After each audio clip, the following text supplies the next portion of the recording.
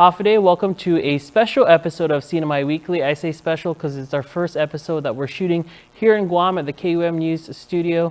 Of course, you might also recognize our guest today on the show. He's the commissioner in the Guam Consolidated Commission on Utilities, but he also is serving on the Commonwealth Utilities Corporation Board in Saipan after being appointed by CNMI Governor Arnold Palacios as the off-island board member with utility management experience. Of course, I'm talking about Simon Sanchez. Thank you so much for joining us. Oh, thanks, Ajus Masi, for having me. Thank you, Tomas. And we share the unique role of being somewhat of a hybrid between Guam and the NMI, so I'm so glad we finally get to meet in person here in Guam. Well, you know, we have a long history together, culturally and linguistically, and our political history has changed a little bit, but our bonds haven't.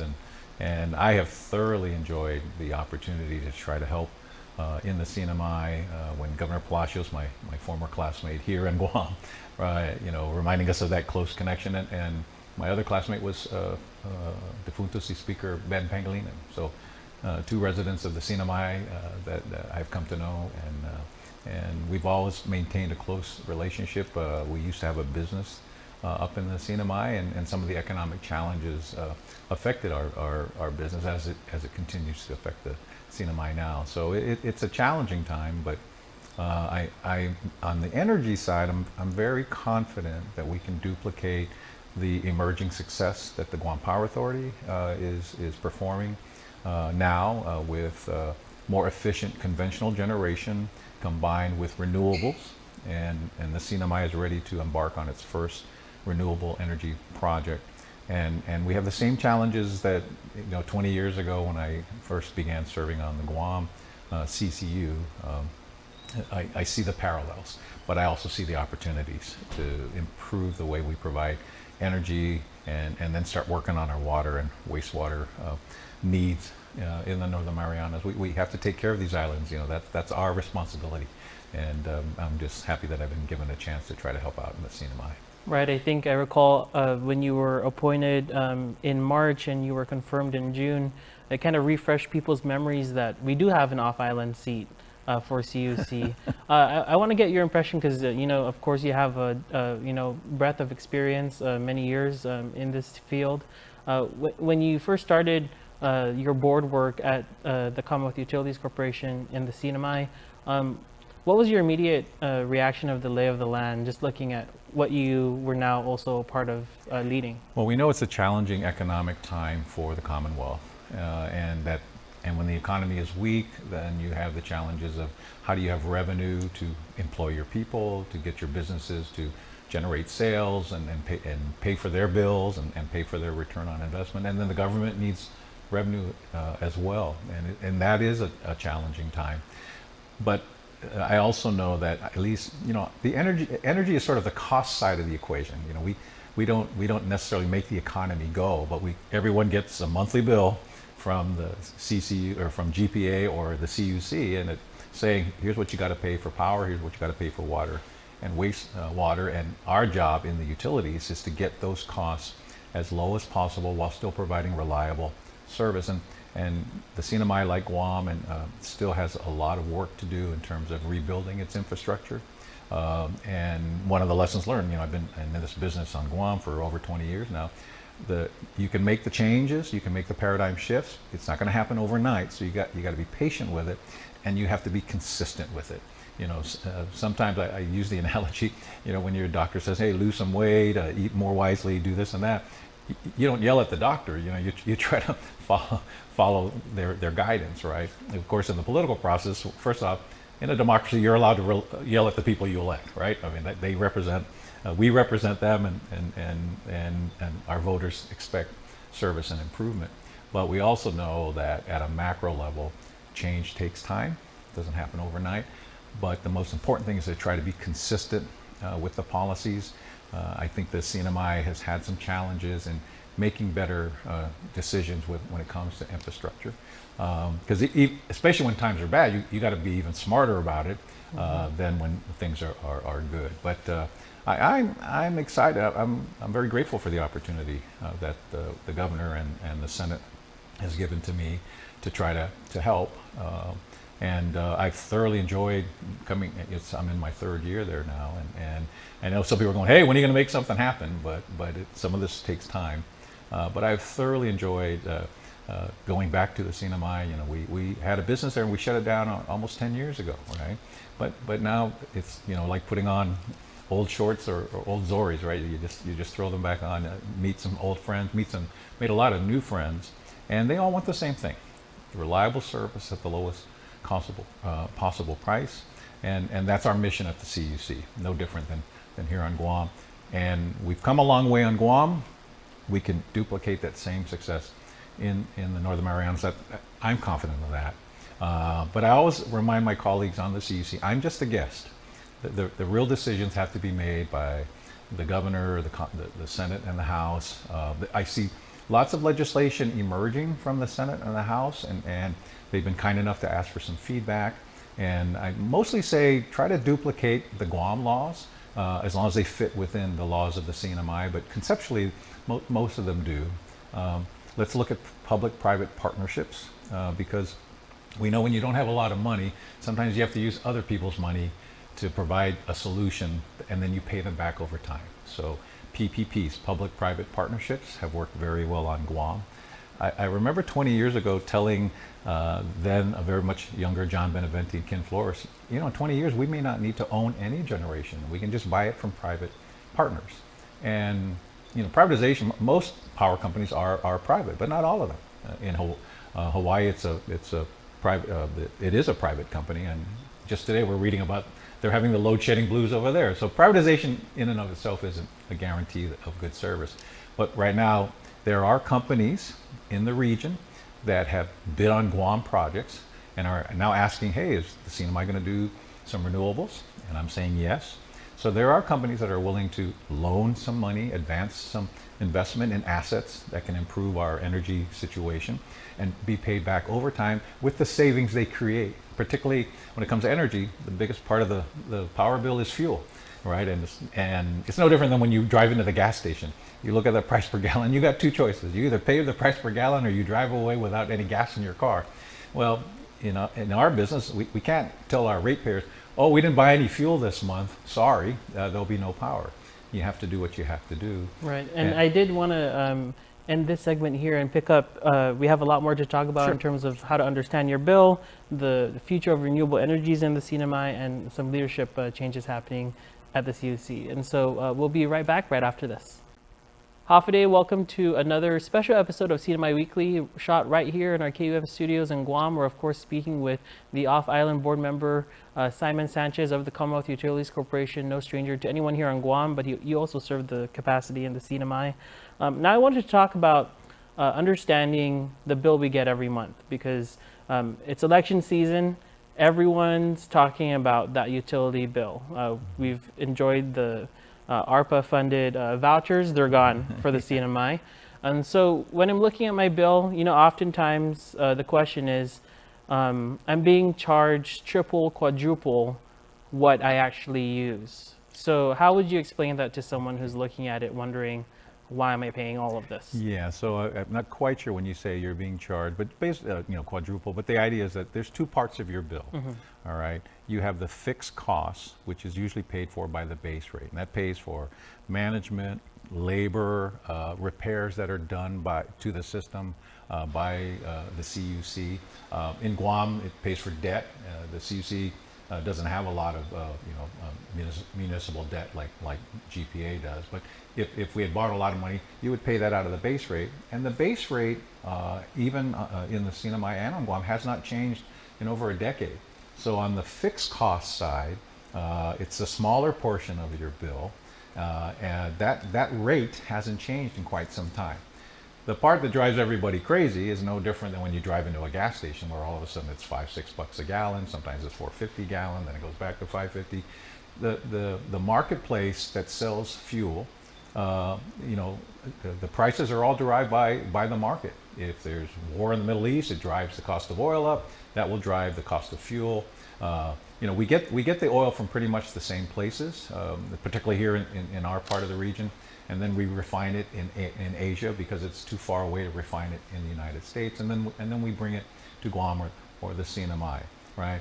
But oil is a commodity that is traded globally, and it goes up and it goes down, and it's the biggest portion of your bill, right? So when you look at your bill, the part that I think you're saying is 2 or 3 times more, that's the fuel bill. So think of it like your car. You have the car payment, and then you drive into the gas station 3 or 4 times a month to fill up the gas. I'm sure everybody's budget for the car is the gas is now bigger than the payment for the car, right? Or matches it. So so if you want to solve the energy problems, the first thing you have to look at is fuel, oil. The amount of oil that you use is what makes your bill go up significantly. The non-fuel portion of your bill, the fixed cost, that hasn't changed in a decade. But the gas portion of your bill, the fuel portion of your bill, the oil portion of the power bill, that we burn oil to create the energy, that's what goes up and down with the marketplace. And that's what you have to attack. So in Guam, we have focused on getting more efficient conventional generation and mixing it with more renewables. And I think that formula will work well in the CNMI. It's the same approach we should take. Renewables can play a great role in reducing the amount of fuel that we burn.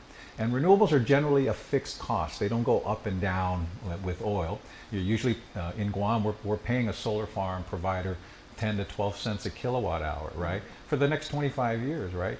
Our LEAC is 23, 25, 26 cents. The FAC can be 23, 25, 26 cents. So if you can get solar energy for 10 or 11 cents, you're saying, okay, you like that price. It's significantly cheaper. But the sun only shines part of the day, creating solar energy. The wind is inconsistent. So how does renewable energy, how do you get reliable renewable energy when it depends on the good Lord's weather? Right. Yeah, I want to talk about that in length later in the program, but I do want to ask you one more question. Maybe we can call this, myth or reality, because online we always hear about, oh, part of our bill is that we're subsidizing all of the unpaid government bills. Well, that's an issue I've raised. I've raised because the CUC's owed $86 million. And is that from one agency alone? I mean, the bulk of it I know is it's probably it's mostly the hospital, right? We know that there was a MOU. But we know the government in the CNMI, even like the government of Guam, when times are tough, we all subsidize our hospital to Northern Marianas and Guam, and you have to have the money to subsidize that hospital, and the subsidy includes usually the power bill, because you want to always be paying payroll, doctors and nurses, right? You got to buy some medicine. So the one bill that lags is the power bill. So how much, can you quantify that? How much of my bill every month is being used to subsidize government agencies? Well, I say it a little bit differently. The people that are paying the power bill, they are subsidizing the ones that aren't. Mm-hmm. And that's a challenge for the government of the CNMI to address, and first to recognize that point, because I think sometimes, and I've been in the legislature in Guam, I understand the dynamics of governors and legislatures and congresses, but in the CNMI we've put ourselves in a position where all of a sudden, my brother owes me $86 million, but I can't shut down, I can't close down my brother, I can't close down the hospital. So when you recognize that subsidy is going to continue, you have to also commit to, well, if I'm going to subsidize it, one thing I have to subsidize is the power bill, because, in Guam we're elected. In the CNMI you're appointed, but to me the dynamics are no different in that way. It's not fair that the government gets free power and everyone else has to pay for their power, and I think some of the challenges of the CUC is a reflection of that approach to public policy and energy policy has created a situation where nobody's winning. I often tease my classmate, Governor Palacios. I said, if we had that $86 million, if that had been paid into the system, and it's not just under his administration, it's been there for a while, mm-hmm. Right? But if that money had been paid in to the CUC, then that's the kind of money that you could buy more efficient generation that burns less fuel. And when you burn less fuel, you can lower that power bill, and everybody benefits from that investment, right? The long issue of updating infrastructure, right? Right, and so, but as a policymaker, and I've been in their shoes. You have to, sometimes the trade-offs, you just have to force yourself to make those trade-offs. It's kind of like when the doctor says, if you want to live longer, you need to do these things. I mean, you can yell at the doctor for a little bit, but after a while, you have to make a decision. Either I follow the advice of people that are saying this is a better way, or I don't. But if I don't, then the consequences emerge, and that's sort of where we are now. And then you have outside forces like tourism has really declined in the CNMI and in Guam for all sorts of reasons. Then outside forces step in and make it even worse, right?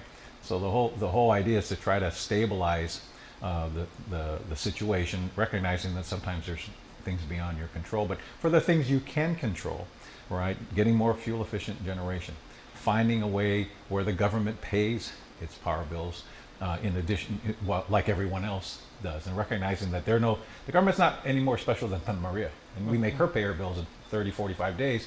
We give years to the government. That's a recipe for a fiesta table that we don't like, and unfortunately that's sort of where we're at, and we need to change that paradigm. All right, well, stay tuned because we're going to talk about solutions, specifically green solutions that we can be expecting in the CNMI. We'll be right back right after this. Welcome back. And so, Simon Sanchez, I just wanted to ask you about renewables, because we did that story a few weeks ago with the new executive director, Kevin Watson, who laid out that there's already a plan in motion for the CNMI's first solar farm. So, what's the update on that? So as I understand it, right, we've identified a site because unlike Guam, land tenure is different in the CNMI. So in Guam, we let the private partner find the location for a solar farm, and then that's part of their bid price, and then they bid, right?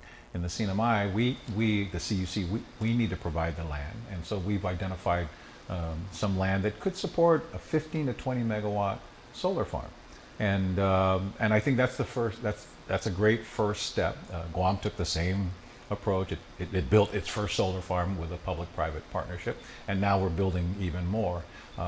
And a public-private partnership is very good in the sense that you can get private partners who, they do this for a living. There's power companies that go around the world and build power systems or run power systems for governments, communities, municipalities. And we have quite a few on Guam doing exactly the same thing. And when we don't have money to go get it ourselves, using a private partner's money is the next solution that we should consider. And you're gonna have to pay that money back. But if we borrowed the money and built the solar farm, we'd have to pay that loan back. So either way, you need to pay back what's invested in the assets that would serve you better.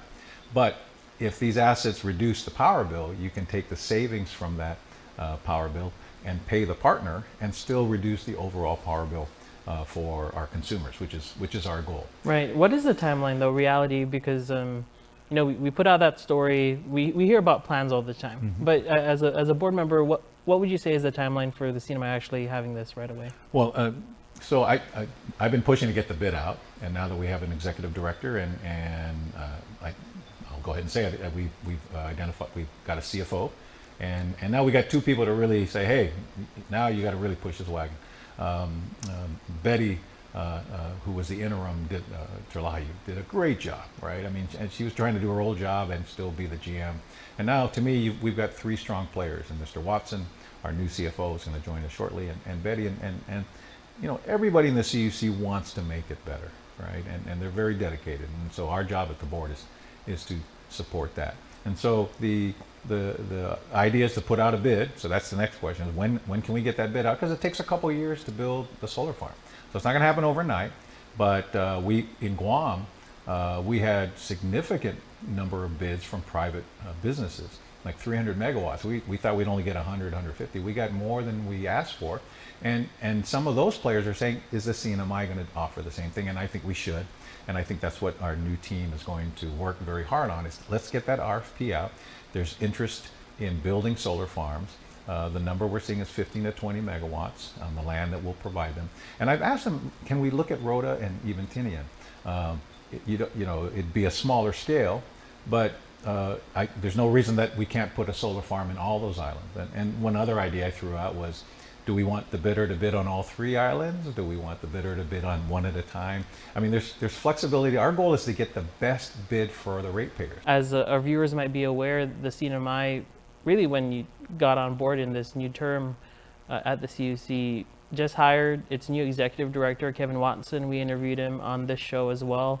And the offer has been made to the CFO. Both of those positions were part of a stipulated order that needed to be filled with the qualified people, right? So, I mean, just your comment on that process. You've now, in your first few months, hired 2 high executive roles for the CUC. Well, both Guam and the CNMI, sometimes I chuckle that we say, we think we work for the people, but in some cases we work for the US EPA.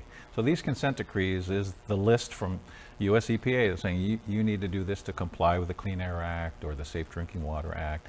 And from that list comes infrastructure needs to make the system better, right? So that's what we've got to do. There's no question that the governor, the senators, and the congressional representatives of the CNMI, they want what the people want. They want more reliable service at the lowest possible cost. And we're going to have to work together to do that. But I think the pieces are in place at the CUC. The current CUC board I find to be very intelligent, very aware, and very motivated to try to bring about these changes. And that clearly was the instruction from Governor Palacios. And when I went up for confirmation, the senators, were very nice, but very firm about what the goal is, and there's no disagreement, right?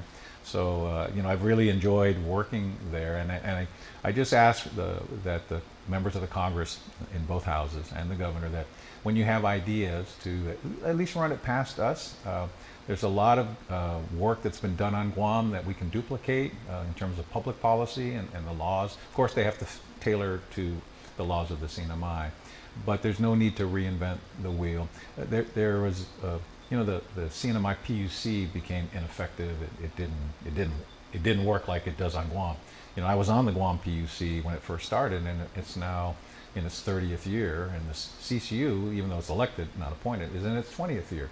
So you can create processes to help guide the journey that are more independent, more focused on solutions, and I'm hoping that the CNMI, which has these laws in place, will get to a situation where the CUC can come to an independent PUC and say, this is our rate proposal for water, wastewater, or power, and what do you think? Because right now, we're just doing it automatically, and I understand that, right? But the longer term goal is to really get governance organized in a way that the ratepayers have an independent body looking at what the CUC proposes.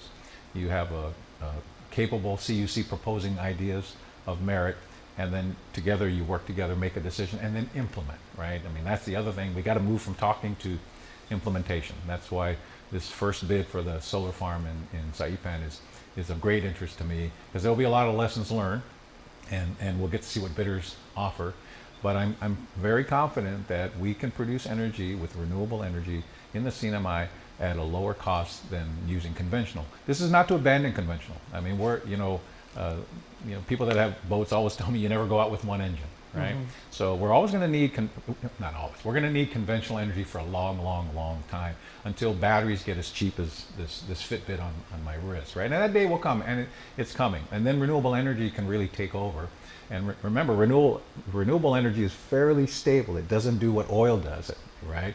So it's fairly stable, and it doesn't burn oil. And that's the long-term solution to reducing the cost of energy for the CNMI, and that helps the economy. That'll attract data centers. It'll help tourism be more affordable, and most importantly, it'll help the Maria and the ratepayers breathe a little bit and not have so much of their personal income tied up in that darn power bill, right? And that's our goal. All right, Simon Sanchez, thanks so much for your time. I'm sure this isn't the last time. I'll see you in Saipan next. Oh, yep, and talking, I love what you said, from talking to implementation. And you're not even running for office this year. So I think people would love to hear that. Well, even if you run for office, we got to go from talking to implementation. That's why people vote for us or don't. That's right. Well, thank you for your time, and thank you for joining us. Again, this is CNMI Weekly, and we'll see you right here next week. Thank you.